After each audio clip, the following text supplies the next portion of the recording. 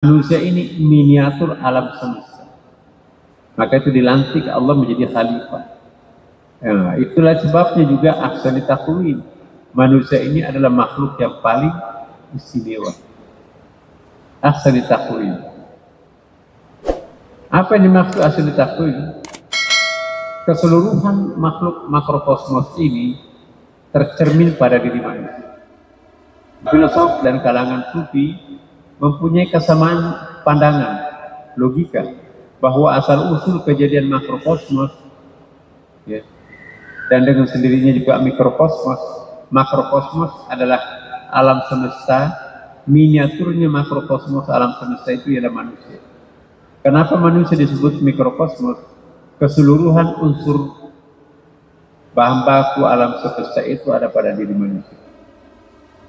Nah, akhir zaman nanti Bapak Ibu, selokan-selokan pinggir rumah itu ada asap yang keluar.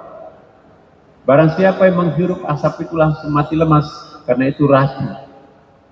Gampang sekali Allah itu kalau akan mematikan hambanya, bocorin aja.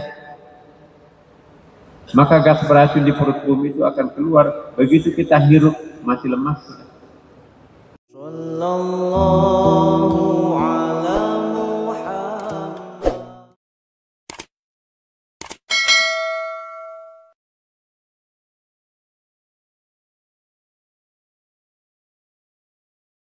Bismillahirrahmanirrahim.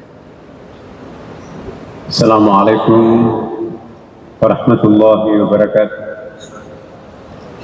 Alhamdulillah, alhamdulillah, wa syukurillah, wa salatu wassalamu ala rasulillah Sayyidina wa habibina Muhammadin sallallahu alaihi wasallam. Ma ba'd. Hadirin hadirat yang sama-sama dimuliakan dan diberkahi Allah Subhanahu wa ta'ala.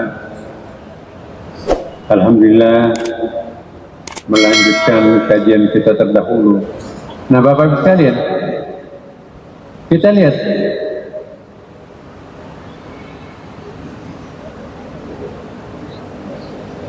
begitu dalamnya pembahasan ini. Pembahasan rahasia titik di bawah Pak mengingatkan kita kepada penciptaan awal yang dikaitkan dengan teori dentuman awal, the Big Bang. Kalau dalam teori fisika ada dulu namanya Big Bang.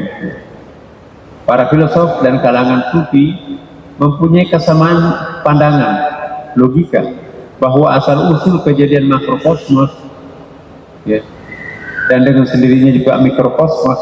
Makrokosmos adalah alam semesta, miniaturnya makrokosmos alam semesta itu ialah manusia. Kenapa manusia disebut mikrokosmos? Keseluruhan unsur bahan baku alam semesta itu ada pada diri manusia. Ada benda gasnya, benda padatnya, benda cairnya, alam semesta ini. Ada mineralnya, ada gasnya, dan ada cairannya juga. Nah, ada pada diri manusia.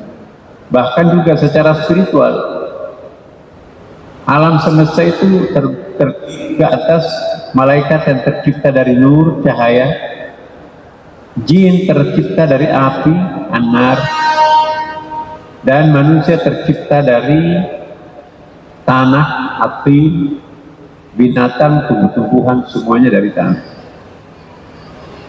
Iya. Jadi keseluruhan asal-usul sumber alam semesta tersimpul juga pada diri manusia. Malaikat, ada unsur malaikatnya manusia itu. Malaikat itu terbuat dari cahaya atau an-nur. Manusia juga punya nur.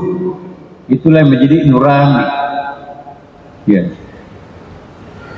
Manusia juga memiliki unsurnya setan itu, jin.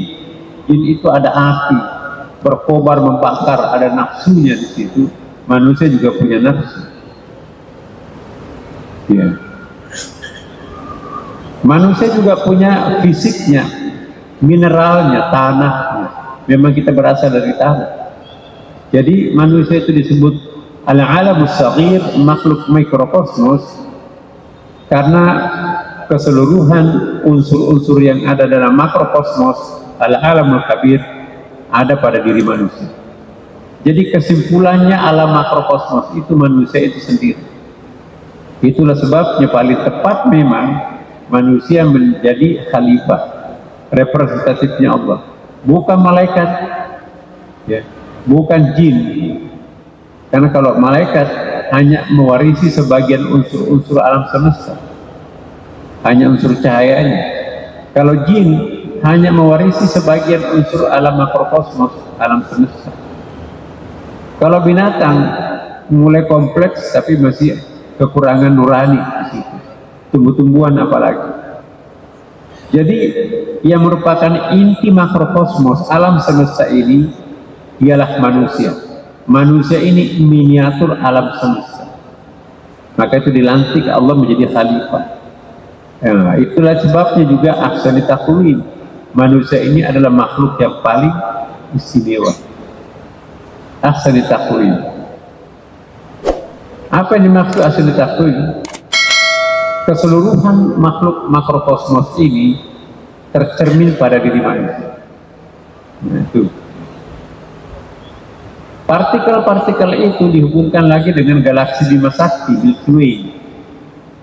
Ketika terjadi dentuman, ledakan, partikelnya yang kecil-kecil itu, itulah yang menjadi planet mengalami expanding universe.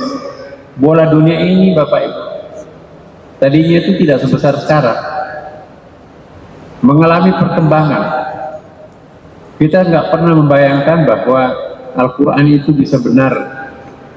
Bagaimana mungkin kok planet ini mengalami pembengkakan, pembesaran? Tapi perkembangan sains dan teknologi sekarang ini membuktikan bahwa memang seluruh planet-planet jagat raya termasuk bumi mengalami pembengkakan. Kayak balon, Bapak Ibu. Balon itu ditiup, membesar. Makanya itu 2 juta tahun yang lampau, Bapak Ibu sekalian, ya, menurut para ahli arkeologi dan ilmu tanah, Papua dengan Australia itu dulu satu daratan. Maka itu ada kanguru di Papua, di sekitar ekornya Papua itu. Ada juga di Darwin, dekat Darwin itu yang dekatnya Australia. Dulu Sumatera, Jawa dan Kalimantan itu menyatu. Ya, maka itu sekarang ada arkeologi yang sedang Padang di Jawa Barat. Jadi dia membuktikan bahwa Kalimantan dulu itu satu kesatuan dengan Sumatera. Tapi belakangan karena mengalami pembengkakan bola dunia ini, expanding universe, bahasa Qur'annya itu wa inna lamusi'un, mengalami perluasan, pembengkakan, akhirnya retak-retak nih. Jadi semakin hari ke depan nanti semakin gempa akan melanda, akan ada istilah patahan itu menganga. Lalu goncang laut itu terjadilah tsunami. Kenapa? Ada pergesekan. Bahkan dalam Al-Quran gunung itu berjalan, bahkan gunung itu berlari, cuma kita nggak melihat. Jadi terjadi semacam pergerakan-pergerakan di bumi, di tanah ini. Karena terlalu besarnya bumi ini kita nggak melihat. Coba bayangkan Bapak Ibu, seandainya tidak ada pertolongan Tuhan di sini, manfaat gravitasi. Apa itu gravitasi? Kayak ada magnet yang dahsyat besarnya, dahsyat kuatnya di perut bumi kita. Gravitasi inilah yang membuat kita bisa duduk di sini. Seandainya nggak ada gravitasi, kita bisa melayang-layang di angkasa. Ya, kita bisa menjatuhkan benda jatuh ke bawah. Ya, tergantung berat jenisnya. Makin berat bendanya, makin cepat jatuhnya ke bawah. Pesawat yang akan take off ke atas itu melawan gravitasi, maka itu energinya diperkuat di situ. Penumpang diharap duduk di tempat, lampu akan dimatikan, seluruh konsentrasi energi dipusatkan untuk melepaskan pesawat dari pusat gravitasinya. Nanti setelah lepas dari pusat gravitasinya, ya tinggal datar, itu enak, sudah ringan, tidak terlalu berat. Beratnya pesawat itu ketika ia masih tersedot oleh gravitasi. Seberat apapun kalau sudah lepas dari gravitasi, nggak ada beban. Mengangkat truk di angkasa luar itu nggak ada beratnya. Kenapa? Ia membuat berat ini karena kita mengangkat berhadapan dengan gravitasi. Bayangkan kalau tidak ada gravitasi, Bapak Ibu, kecepatan 1 menit berapa itu? Kecepatan peredaran bumi mengitari matahari. Bumi mengitari matahari itu 24 jam. Nah, besarnya matahari itu kayak apa tuh besarnya? Itu bagaikan kacang hijau di dalam bola rendah. Di dalam bola itu kalau ada kita masukkan kacang hijau, berapa ribu kacang hijau di dalam bola itu. Jadi berapa ribu bola dunia itu bisa masuk ke dalam planet matahari. Nah, planet bumi ini mengitari matahari dalam tempo hanya 24 jam. Jadi kecepatan berapa itu? Dalam kecepatan sekian, kalau tidak ada gravitasi, maka tentu airnya itu terbang kemana-mana kan? Air laut terbang kemana-mana, tumpah kemana-mana.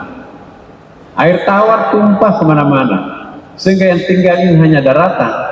Daratan pun juga longsor copot-copot situ. Pohon-pohonnya juga tercabut-cabut, terbang kemana-mana. Kenapa air laut itu tidak pergi, tetap melengket di bumi karena ada gravitasi? Bayangkan kalau tidak ada gravitasi atau gravitasi itu melemah, airnya akan tumpah, Bapak. Kalau nggak ada lagi air tersisa, tidak ada kehidupan tanpa air. Jadi gampang sekali Tuhan itu kalau akan mematikan manusia ini, gravitasinya itu di off. Kan sekarang on gravitasi itu. Kalau dimatikan gravitasinya bumi, maka kecepatan tinggi ini akan membuat semua permukaan bumi itu berterbangan ke angkasa luar, termasuk air laut, air danau, air sungai, lari semantap mana.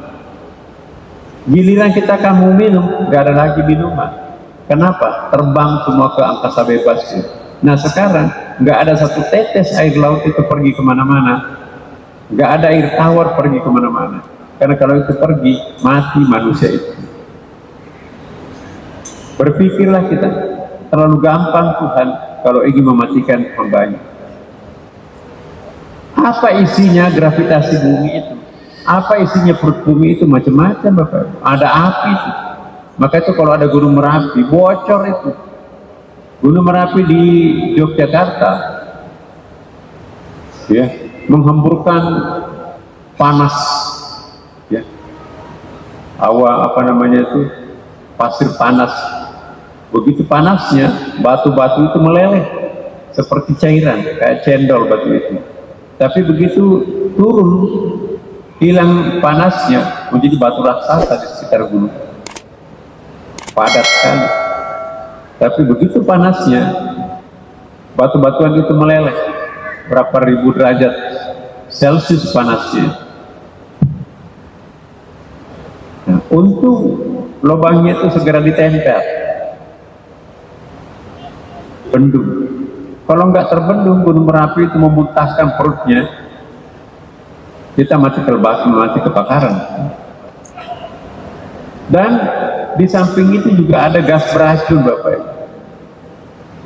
Maka itu di Gunung Tangkuban Perahu, kalau kita rekreasi di situ kan dilarang turun ke lembah itu kan.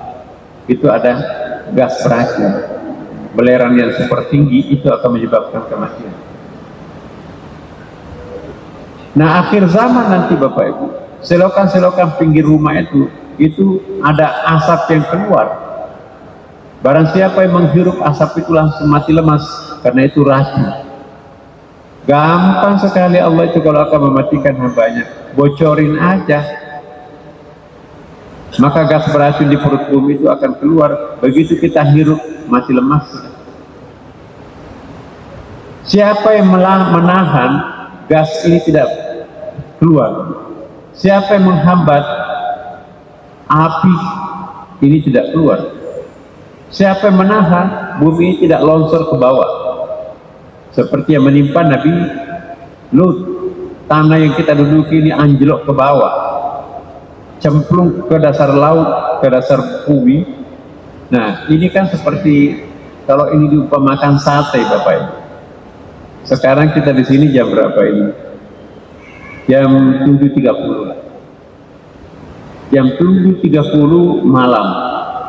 Di Amerika sekarang ini persis jam 7.30 pagi.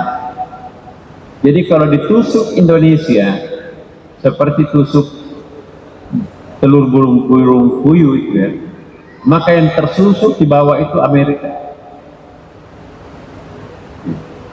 Tapi antara Indonesia dengan Amerika di pertengahan bumi itu isinya apa? Baiklah Bapak Ibu sekalian, sampai jumpa pada malam Jumat yang akan datang. Ajak keluarga kita bermalam Jumatan ria di Masjid Istiqlal ini. Kita akan dapat banyak, dapat pahala di rumah Allah, dapat ketenangan jiwa, dapat pengetahuan, dapat pengalaman, dapat sahabat. Semoga Allah meridai kita. Wassalamualaikum warahmatullahi wabarakatuh.